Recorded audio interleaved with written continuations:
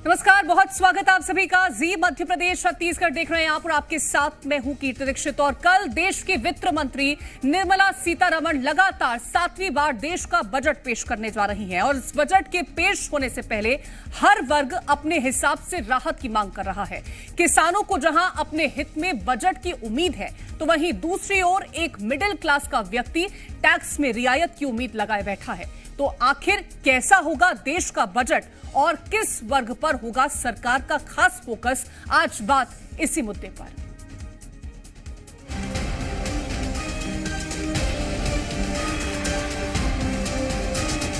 मैं देशवासियों को जो गारंटी देता रहा हूं, क्रमशः रूप से उन गारंटियों को जमीन पर उतारना, इस लक्ष्य को लेकर के हम आगे बढ़ रहे हैं।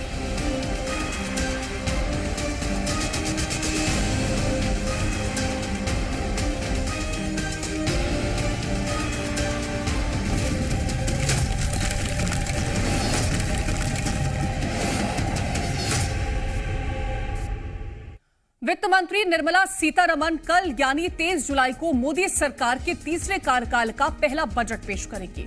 इससे पहले आज लोकसभा के बजट सत्र की शुरुआत हुई।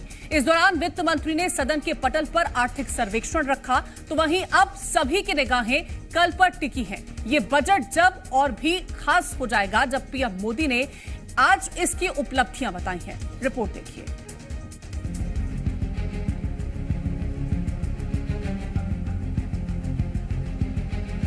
प्रधानमंत्री नरेंद्र मोदी के नेतृत्व वाली मोदी 3.0 का पहला बजट कल 23 जुलाई को पेश होगा।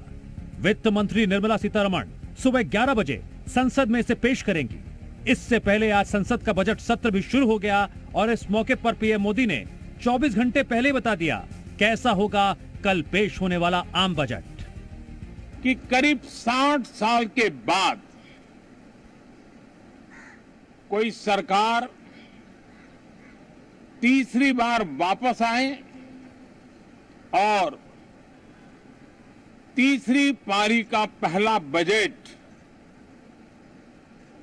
रखने का सौभाग्य प्राप्त हो, ये भारत के लोकतंत्र की गौरव यात्रा की अत्यंत गरिमापूर्ण घटना के रूप में देश इसे देख रहा है। ये बजट अमृतकाल का एक महत्वपूर्ण बजट है। हमें 5 साल का जो अवसर मिला है, आज का बजट हमारे उन 5 साल के कार्य की दिशा भी तय करेगा। और ये बजट 2047 जब आजादी के 100 साल होंगे, तब विकसित भारत का जो हमारा सपना है, उस सपने को पूरा करने की मजबूत नींव वाला बजट लेकर के हम कल देश के सामने आएंगे। और अब आपको बजट को लेकर युवा, महिलाओं और किसानों की क्या कुछ मांगे हैं और उन्हें कैसे बजट की उम्मीद है, जरा वो सुना देते हैं। बहुत ज्यादा अनरेगुलेटेड सेक्टर है, जहां पर अभी भी काफी सारी अपॉर्चुनिटीज आ रही है, वर्ल्ड वाइड काफी ज्यादा बढ़ रही है वो चीज। बट इंडिया में अभी तक उस चीज को रेगुलेट नहीं करा है। गवर्नमेंट ने रिकॉग्निशन थोड़ा दिया है, लेकिन आई थिंक कहीं ना कहीं ई स्पोर्ट्स पे बजट अलोकेशन होना चाहिए, क्योंकि वहां पे एम्प्लॉयमेंट जनरेशन बहुत होगा। हमारे यहाँ फिलहाल एम्प्लॉयमेंट जनरेशन की काफी प्रॉब्लम्स रही है लास्ट पूरे टेन्योर के टाइम पे। हम लोग, मेरे को ऐसा लगता है कि मोदी सरकार आने से सोचेंगे तो सही, इस बारे में हम लोग के लिए सोचेंगे। और जैसे दूध हो, डेली नीड्स की चीजें हो, खाने पीने की जो भी चीजें हो, सब्जी भी बहुत ज्यादा महंगी हो गई है, तो सब चीजों के बारे में, खास करके इस चीज के बारे में थोड़ा ज्यादा ध्यान देंगे। मतलब महंगाई पे कैसे कंट्रोल हो, ये जरूरी है। किसान चाहता है, सरकार चाहता है कि किसानों का आय दोगुना हो, तो दोगुना कैसे होगा? फसल यदि किसान अच्छे से ले पाएगा तो वो दोगुना कर पाएगा अपना आमदनी। दूसरी बात, उसको यदि उचित मूल्य मिलेगा तब उसका दुगना फायदा हो पाएगा। एक तरफ जनता कल पेश होने वाले बजट से उम्मीद लगाए बैठी है, दूसरी ओर कांग्रेस का कहना है इस बजट से किसी को कोई उम्मीद नहीं। इस बजट से देश की जनता तो बिल्कुल भी उम्मीद नहीं है, क्योंकि जैसे ही तीसरी टर्म केंद्र में बीजेपी की सरकार, मोदी की सरकार बनी, वैसी महंगाई बढ़ गई है। काफी कुछ उम्मीदें होंगी और जिस प्रकार से माननीय नरेंद्र मोदी जी ने अभी तक सबका साथ सबका विकास किया है, मुझे लगता है कि देश के लोगों के लिए जो जन कल्याणकारी कार्य चल रहे हैं वो सतत चलेंगे और भी हमारे देश के लिए और अच्छा होगा, ऐसा हम मानकर चल रहे हैं। केंद्र सरकार के बजट से फिलहाल सभी को काफी उम्मीदें हैं। देखना होगा कल पेश होने वाला बजट किस वर्ग के लिए बड़ी खुशखबरी साबित होता है। ब्यूरो रिपोर्ट, जी मीडिया।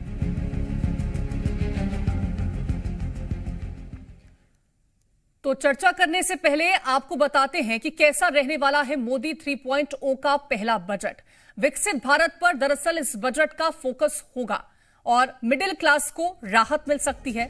टैक्स स्लैब में बदलाव हो सकता है, 2 लाख तक की सीमा कटौती भी हो सकती है। और इसी के साथ ही बजट में क्या कुछ खास रहने वाला है, चलिए आपको वो भी बता देते हैं। किसान सम्मान निधि पर सरकार बड़ा ऐलान कर सकती है। पीएम किसान योजना पर बड़ा ऐलान हो सकता है। युवाओं पर सरकार का खास फोकस भी हो सकता है। तो ये सरकार का फोकस माना जा रहा है कि मोदी 3.0 का जो पहला बजट आएगा वो किस तरह से फोकस रहेगा, किस किस को वो ध्यान में रख करके बजट तैयार किया गया है। अब उम्मीदें जनता की क्या हैं, ये जानने की कोशिश हम कर लेंगे। शिव मोहन शर्मा इंदौर से हमारे संवाददाता जुड़ गए हैं, शैलेंद्र सिंह हमारे साथ बिलासपुर से जुड़ गए हैं, अर्पित गोयल जी हमारे साथ जुड़ गए हैं, अर्थशास्त्री हैं, और राजेंद्र तिवारी जी हमारे साथ जुड़ गए हैं, वरिष्ठ पत्रकार हैं। आप सभी खास मेहमानों का बहुत स्वागत है। सबसे पहला सवाल मेरा शिव मोहन आपसे रहेगा, क्योंकि जनता बहुत ज्यादा उम्मीद लगा करके बैठी हुई है। 10 साल सरकार के गुजर चुके हैं, ये एक नया सेशन सरकार का शुरू हुआ है। क्या उम्मीदें हैं फिलहाल के लिए जनता की? देखिए, मोदी सरकार की नवनिर्मित जो सरकार है उसका पहला बजट कल आने वाला है और लोगों को काफी उम्मीद इस बजट से है। लोगों को काफी गुंजाइश है कि इस बजट से उनका कहीं ना कहीं उनके लिए बहुत बेहतरीन होगा। मेरे साथ कुछ युवा मौजूद हैं, मैं उनसे बात करूंगा कि बजट को लेकर वो क्या सोचते हैं, क्या कहना है, बजट कैसा आएगा, कैसा रहेगा। जैसे कि आप जानते हैं इंडिया की जो पॉपुलेशन है काफी यंग है, वर्ल्ड में सबसे यंगेस्ट पॉपुलेशन इंडिया की है। तो मैं चाहता हूँ जो नया बजट आए वो काफी हेल्पफुल हो स्टूडेंट्स के लिए, वो एंकरेज करे स्टूडेंट्स को कि वो नई स्किल्स सीखे और नए नए फील्ड में जाए, ताकि इंडिया एक वर्ल्ड डोमिनेट विश्व गुरु भी बन सके। मैं चाहता हूँ कि टैक्सेस बिजनेस स्टार्ट करने के कम हो, ताकि जो काफी ज्यादा युवक है, जो मेड इन इंडिया पॉलिसी चल रही है हमारे इंडिया की, उसको उसके अंदर जा सके, उसका फायदा उठा सके। युवाओं की क्या उम्मीदें हैं वो हमने सुना है। मैं लौटूंगी आपके पास। अर्पित गोयल जी हमारे साथ जुड़े हुए हैं। अर्पित गोयल जी, मोदी 3.0 का ये जो पहला बजट आने वाला है, कैसा इसका स्वरूप हो सकता है? जो जनता उम्मीद लगा करके बैठी है वो कैसी उम्मीदें हो सकती है और सरकार उस पर कितना खरा उतर सकती है? देखिए, मोदी 3.0 का पहला बजट है, चुनाव के बाद का पहला बजट है, तो जनता की उम्मीदें तो डेफिनेटली बहुत ज्यादा हैं इस बजट से, क्योंकि चुनाव के बाद जितने बजट आते हैं जनरली किसी भी इलेक्टेड गवर्नमेंट का ये उद्देश्य होता है कि किसी तरह मैं जनता को फायदा पहुंचाऊं कि उन्हें इलेक्ट किया है। तो सबसे पहला तो टैक्स कट के रूप में एक हम रिलीफ एक्सपेक्ट कर सकते हैं। जो ओल्ड टैक्स रेजीम है अभी, वो करीब करीब 10 साल से जो है नहीं चेंज हुआ है, तो उसमें हम ये देख सकते हैं कि शायद जो थ्रेशोल्ड लिमिट है वो बढ़े, या होम लोन इंटरेस्ट की जो सीमा है 2 लाख की, उसमें कुछ बढ़ोतरी हो सकती है। प्लस जो न्यू मैन्युफैक्चरिंग इंडस्ट्रीज के लिए एक लोअर टैक्स की स्कीम थी जो 2023 में खत्म हो गई थी, तो हो सकता है गवर्नमेंट उसे रिवाइव करके फिर आगे 3-4 साल के लिए बढ़ा दे। तो इससे एक तो एम्प्लॉयमेंट जनरेशन होगा और जो यूथ हैं जो न्यू इंडस्ट्रीज लगाना चाह रहे हैं उन्हें मोटिवेशन मिलेगा। इसके अलावा कुछ जीएसटी रेट्स में कई सेक्टर्स से डिमांड है काफी सारी कि एक्स्ट्रा ऑर्डिनरी रेट्स हैं, तो हो सकता है कुछ रैशनलाइजेशन हो। हालांकि रैशनलाइजेशन जीएसटी के रेट्स में जब से जीएसटी आया है तब से कंटिन्यूसली हो रहा है, कहीं कम होते हैं कहीं ज्यादा होते हैं, पर क्योंकि बजट में कुछ ना कुछ जनता एक्सपेक्ट करती है, तो हम देख सकते हैं कुछ अनएक्सपेक्टेड रेट कट्स, स्पेशली जो हाइब्रिड और इलेक्ट्रिक व्हीकल्स हैं उसमें मुझे उम्मीद है कि कुछ ना कुछ बेनिफिट आएगा जीएसटी के। ठीक है, तरफ से। ठीक है, मैं लौटूंगी आपके पास। राजेंद्र तिवारी जी, अगर हम सेक्टर्स को लेकर के बात करें तो इस बार सरकार का जो टॉप लिस्ट पर सेक्टर्स होंगे वो कौन से ऐसे सेक्टर्स हो सकते हैं जिसको लेकर के सरकार ज्यादा सोच रही है, क्योंकि एक विजन सरकार लेकर के चल रही है 2047 तक भारत को विकसित बनाने का? जी, मुझे लगता है कि ये बजट काफी महत्वपूर्ण होगा, विशेष रूप से मोदी सरकार के लिए, मोदी सरकार के तीसरे कार्यकाल के लिए। इस लिहाज से शिक्षा और स्वास्थ्य में अभी तक भारत सरकार का बजट लगभग 1% है। मुझे लगता है कि भारत सरकार ने पिछले दिनों इंफ्रास्ट्रक्चर पर काफी खर्च किया है, तो अब शिक्षा और स्वास्थ्य में भी ये सरकार कुछ बेहतर करना चाहेगी। दूसरी तरफ फिर जो मिडिल क्लास है, क्योंकि देश में अभी कई राज्यों में आने वाले विधानसभा चुनाव हैं, मिडिल क्लास को भी सरकार राहत देने की कोशिश करेगी, क्योंकि ये लोकतांत्रिक व्यवस्था में जो कल्याणकारी सरकार हैं उनका ध्यान रहता है, लेकिन फिर भी वो विशेष रूप से अपने वोटरों का भी ख्याल रखती हैं। तो मुझे लगता है कि भारतीय जनता पार्टी की जो सरकार है या ये जो एनडीए की सरकार है, मिडिल क्लास में इनके काफी फॉलोअर हैं, तो वो मिडिल क्लास का ख्याल रखेंगे। और स्पेशली ये जो पेट्रोलियम प्रोडक्ट हैं, इन पर कुछ विशेष रियायत मिलेगी ताकि इन्फ्लेशन को रोका जा सके। और बढ़ती हुई महंगाई, बढ़ती हुई बेरोजगारी को रोकने के लिए सरकार जरूर कुछ करेगी, क्योंकि जो रिजल्ट आए हैं उससे जनता में कहीं ना कहीं असंतोष है और सरकार में भी सरकार कुछ चमत्कार जैसा करके दिखाना चाहेगी ताकि बहुत अच्छा प्रभाव जाए। और प्रधानमंत्री जी बार बार कह रहे हैं 2047 की दुहाई दे रहे हैं, तो विकसित भारत बनाने के लिए कुछ न कुछ इस बार लीक से हटके आएगा बजट। बिल्कुल कुछ अलग हो सकता है इस बार का बजट, क्योंकि जिस तरह से आपने जिक्र किया कि जनता भी कुछ उम्मीदें लगा करके बैठी है, अब सरकार उस उम्मीद पर कितना खरा उतरती है इसकी तस्वीर तो कल साफ होगी। बिलासपुर से हमारे साथ संवाददाता शैलेंद्र सिंह जुड़े हुए हैं। शैलेंद्र, अगर हम जनता की बात करते हैं तो फिलहाल जनता के मन में ऐसे कौन से मुद्दे हैं और क्या जनता उम्मीद लगा करके बैठी हुई है सरकार से कि आखिरकार कितनी रियायत उनको इस बार मिलेगी और कितना फायदा उनको पहुंचेगा? आप देख सकते हैं मेरे साथ कुछ लोग यहाँ पर हैं जो दिग्गज माने जाते हैं। शतरंज की बिछात बिछी हुई है, लगातार जो है दांव पे चल रहे हैं। आइए जानते हैं कि किस तरह से बजट को देखते हैं, कितनी उम्मीद रखते हैं आप बजट से?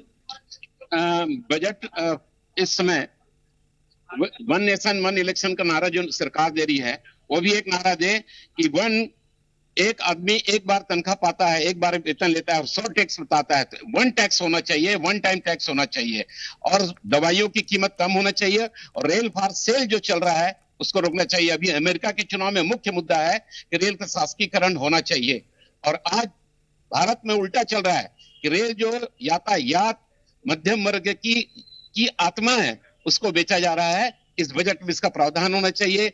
जो शुगर, ब्लड प्रेशर और जो 60 वर्ष के अधिक उम्र के व्यक्ति हैं उनको जीने का अधिकार देना चाहिए, और इस प्रकार के मेडिसिनों में सब्सिडी बहुत बड़ी मात्रा में किया जाना चाहिए, ये हम उम्मीद करते हैं। हेल्थ, एजुकेशन और पर ज्यादा फोकस होना चाहिए, न कि वाहिया दिखावा और ये धार्मिक जो कार्यों में पैसा लग रहा है। और मुफ्त की जो राशि दी जा रही है, महात्मा गांधी ने जब देश आजाद हुआ था तब कहा था कि मैं कोई भी चीज मुफ्त में इस देश से न लेना चाहता न देना चाहता।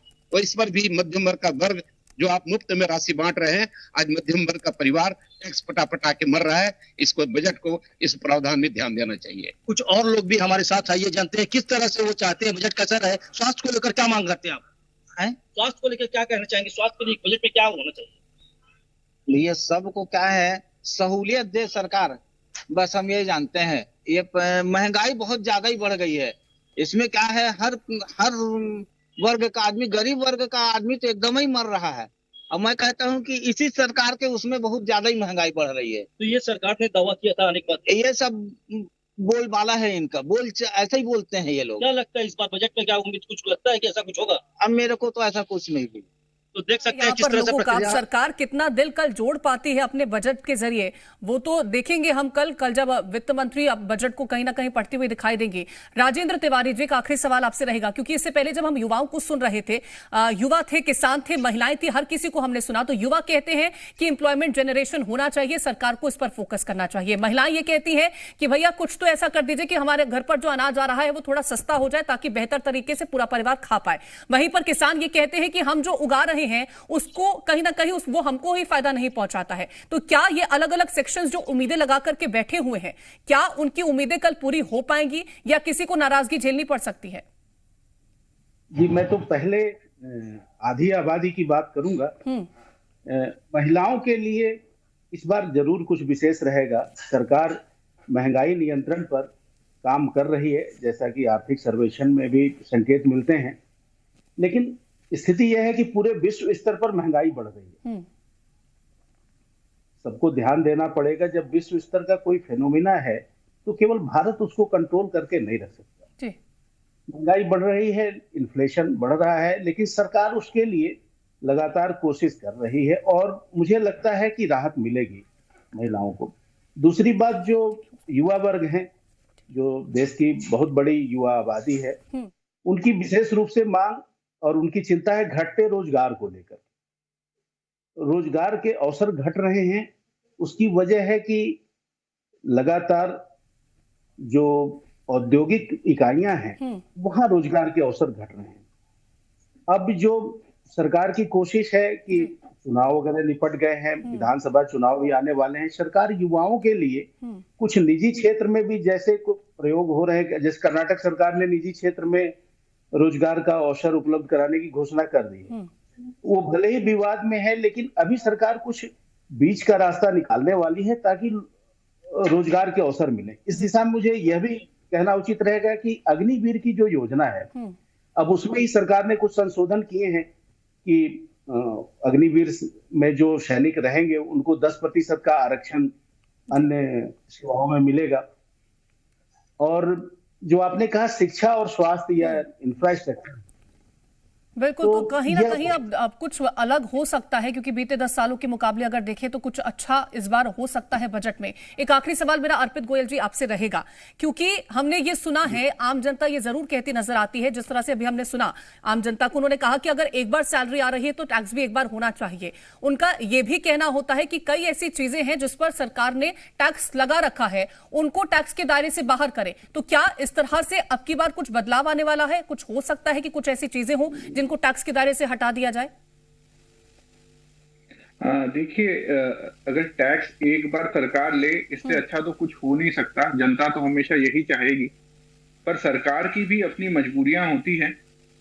हर मतलब जो टैक्स की रेवेन्यू आती है गवर्नमेंट में, स्टेट में, सेंटर में और अलग अलग विभागों में बढ़ती है, तो इसलिए जो हमारे यहाँ प्रणाली है डायरेक्ट टैक्सेस की और इनडायरेक्ट टैक्सेस की, वो उस टैक्स का अलोकेशन बराबर से हो, ठीक से हो, सरकार की जरूरतों के अनुसार हो, इसलिए बनाई गई है और काफी अच्छी तरह से वो काम में है।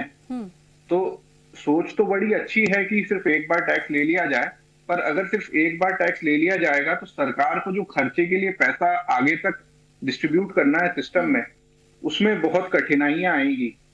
तो बिल्कुल इस दिशा में सरकार को कुछ कदम उठाना चाहिए, पर ऐसा हमें सोचना कि ये एकदम से बजट में आ जाएगा, ऐसा मुझे मुमकिन नहीं लगता।